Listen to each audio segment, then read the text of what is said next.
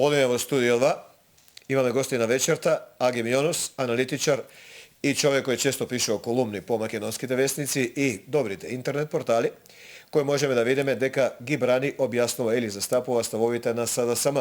Значи, еве, некој од другата политичка страна, според нашите ставови, бидејќи, еве, јас морам да признам, не ги застапувам ставовите на СДСМ. Господине Јонус, добро вечер. Почитување, добро вечер. Сакам да разговараме кратко, 10 минути најмногу, на конкретни прашања. Се случуваат преговори. Дали е логично партијата која победила на избори да не добие власт, а власта да ја добие некој друг?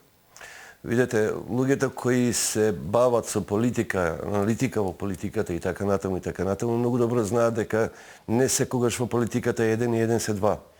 Тоа е прво. Второ, бранењето на некакви ставови на една страна е сосема легитимна работа. Ако земеме во предвид дека 9 години актуелната власт функционира во најголем дел на принцип на квалитетен спин, кој народот голта, тогаш не гледам дека нешто е било за изненадување од тој аспект. Мислам, не гледам дека не е изводливо да некој ја прескокне правилото дека нема правило. Добро, што ќе ги спречи македонците да ја доживеат оваа власт како албанска? Еве, вие сте албанец, бидејќи голем дел од гласачите на СДСМ се албанци, таму би се нашла партија ДУИ, поддржана од албанска партија БЕСА и поддржана од албанска партија Алијанса на албанците. Таму нема ни ма од македонци. Вака, прво, ја не сум по професија албанец. По националност. Да. Тоа е едно. Второ, има една ваква работа. Никој не зема во предвид дека албанската страна покажа многу поголема демократска зрелост. До сега не се случило да една поголема бројка на еден етникум гласа за некаква партија од другиот етникум. Дали тоа значи дека албанците во овој случај, во очите на медиумите кои ја бранат власта, се уствари предавници, дали се продадени или се уствари демократи? Сега, од аспект на квалитетно представување на сето тоа во медиумите, секој може да го нарече тоа како сака, но факт е дека ако воопшто некој покаже демократска зрелост, тоа го покаже албанската страна. Но немам одговор на прашањето. Како македонците да доживеат дека имаат македонска власт во Македонија, кога во идната власт на СДСМ, на ДУИ, на Алијансата нема да има македонци, во суштина ќе владеат албанци. Албанскиот дел владее со СДСМ и ваму две албански партии, а македонците кои победи одат на улица. Значи вака. Таа фрустрација тешко дека ќе се реши така лесно. Значи вака, и двете страни, и СДСМ и ВМРО, за време, пред, за и по изборите, не ги оттргна албанците како тема за дискусија. Да не кажем дека комплетната кампања реторички беше заснованје на тоа дека албанците се баба рога и дека треба да се пазат од тоа дека доколку се надброи она што треба да донесе некаква нова власт, дека тоа ќе биде уствари рушење на државата, губење на државата, кантонизација, федерализација и така натаму и така натаму. Таа бабарогизација на албанската страна еден ден ќе мора да престане. Не од друго, него само од причина што демократијата како таква е жива материја. Еволуцијата која треба да го донесе таа една нова власт, ќе покаже кој бил во право. Значи, факторот време е единственото нешто што во овој момент ќе биде судија над се. Но во тоа меѓувреме ќе се случат законски промени. Дали очекувате СДСМ да ги прифати условите на ДУИ прво? Ако гледаме наназад, реториката што ја употребуваше СДСМ беше наклонета кон добра намера за градење на квалитетно граѓанско општество. Еден од примерите е следниот. Значи, ако има една национална држава како таква, што е легитимно и за гордење за секој еден народ кој има држава, ако националната држава треба да ја бранат луѓе од различни етникуми, еден пример само ќе наведам. Ако вие како Павлович и јас како Јонус заедно ја браниме Македонија, дали тоа значи дека ние веќе не сме некакво граѓанско општество? Дали очекувате дека СДСМ ќе го прифати предлогот на ДУИ? Не ми одговорите. Па јас не гледам причина да не го прифати. Дали на Алсат прочитавте, можевме денес да видиме и на некои други, на Хоха, например, зборам на медиумите од албанскиот медиумски камп, што се одржи предлогот внатре. Дали очекувате дека СДСМ ќе прифати ослободување на злосторници кои се или осудени или во постапка пред суд за убиства, како Смилковско езеро, како диво населје во Куманово и така натаму? Видите, мислам дека тоа е... Тоа е дел од платформата на 4 албански партии. Значи, тоа е дел на едни преговори за кои што ниту јас, ниту вие предпоставуваме имаме точни и експлицитни информации за што се преговара и што е составот, конзистенцијата на сето тоа што се преговара. Во делот на тие прашања што ги поставивте, дали би се ослободиле, значи терористи така наречени, легитимно имаше конфликт и така натаму, мислам дека тоа ќе биде чиста политичко ценкање. Сега, и за да се изведе таква една работа, треба да има темел, основа и треба да има материјал што ќе докаже дека тоа е оправдано. Сега, повторно кажувам дека само времето ќе покаже на кој, ако се тоа случи, на кој начин ќе се изведе и кои ќе бидат оправдувањата. Но евидентно е нешто друго. Значи, трите страни, ако ги земеме албанците посебно, СДСМ и ВМРО, не постои наивна страна. Сите страни се подготвени со некакви своји арсенали кои ќе ги презентираат во ситуација во која ќе се доведат во даден момент. Што значи тоа?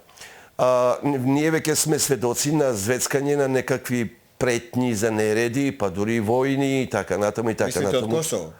Не, мислам на ВМРО. Затоа што, пазите, не постојат глупи луѓе, веќе барем. Не постојат глупи луѓе во политиката. Пораките генерално се праќаат меѓу редови.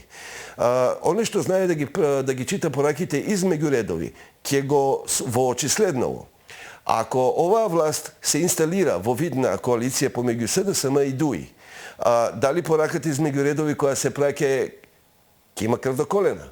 Сега, народот веќе не ќе да се тепа, тоа е мој заклучок, а верувам и ваш, дека никој не ја голта повеќе приказната на интеретничка основа со која што некој би скочил на улица, би направил некакви нереди. Но самиот амбиент кој перманентно се лечен из времето, олицетворен во стиховите на Ѓорđe Балашевиќ, само да рата не буде, функционира се уште за жал и после 26 Но има еден факт. Да. Само од Косово се звецкаше со оружје, без оглед дали е тоа 2001, без оглед дали е тоа диво населје, како последен настан. Ниеден друг етникум во Република Македонија не дигна оружје да пука на македонската држава, освен на албанскиот. Значи вак, во причинско-последничните односи на било што, takes two for tango, викаат, треба двојца за танго. Па дури и за љубов треба двојца. Имавме НАТО и имавме албанци. Да, значи никому, јас никого не оправдувам, ниту сум нечиј адвокат. Меѓутоа, ако земеме логика на здрав разум, поентата на it takes two for tango, треба двојца за танго, ќе не навлече на едно друго прашање. Што се случило, зошто се случило и дали повторно ќе се случи. Сега, звецкањето на информациите дека Косово е дежурен виновник на увоз на некаков терор и нереди во Република Македонија, мислам дека се користи максимално комфорно во медиумите. Пазете, Косово не е еден bunch of terrorists, што би се рекло. Косово е една легитимна држава, која има своји структури, која има своји организации, кои се мониторирани од меѓународниот фактор.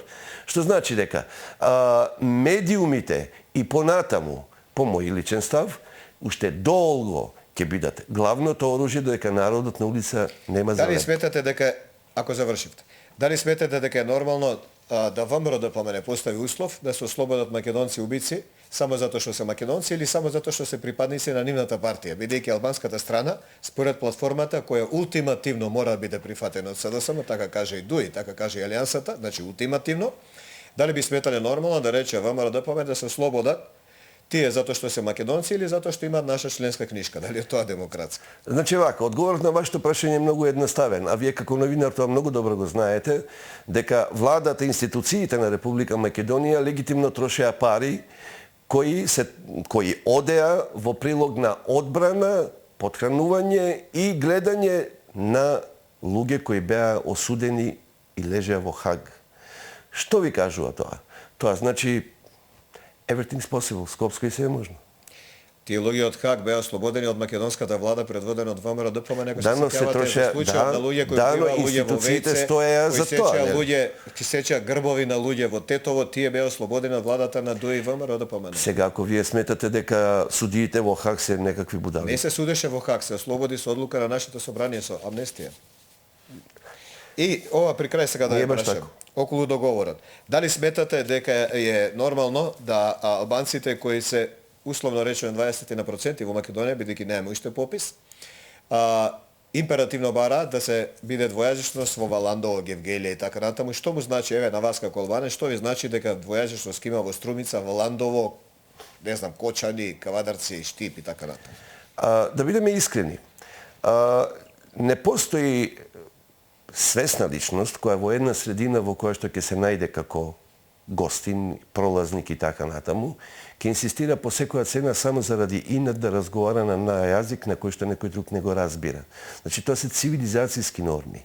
Не имаме тука сосема поинаков проблем. Проблемот се вика рамноправност која е легитимна, а кој како ќе ја користи? Прво, тоа треба да се изгласа во собрание. Треба да се искористат сите механизми на потврда на тие барања. Што сакам да кажам, да бидам краток, да не ви одзимам време. Значи, во платформата која беше дадена, која ще се уште предмет на дискусија на размислување, не постои ништо експлицитно nothing's final until the final. Што значи, сите барања беа... Алијансата даде изјава неколку пати и дуи дека СДС мора да ја прифати платформата во целост. Тоа го кажа последниве 10 дена, не говориме порано. Не би сакал да звучи несериозно тоа што ќе го речам, меѓутоа може им се. Добро. Еве при крај.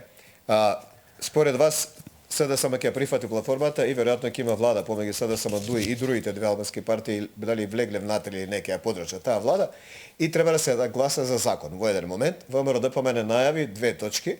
Прво дека ќе поднесе многу амандмани, така што тој закон минимум година-две ќе се гласа, во меѓувреме ќе се случат нови избори. Но, цитирам, денес читав Алсат Осман Кадрiju, правен експерт кој го консултира ДУИ, вели доколку не се оди ќе мора да се оди на уставна промена, вели Осман Кадрiju, експертот кој го консултира ДУИ во своите барањи планови, вели ќе мора да се оди на уставни промени, не може да се задоволат барањата преку закон, но доколку се оди на уставни промени, постои можност ВМРО ДПМН вели да покрене постапка пред Уставен суд и тие закони да паднат. Што ќе биде ако СДСМ направи влада со ДУИ, подржана од двете албански партии, кои македонците нема да ја признаат како своја, не го одразува етничкиот и политичкиот момент на македонците и нивната волја и желба на изборите, и второ, ќе формираат влада, а таа влада никогаш нема да ги оствари барањата на ДУИ.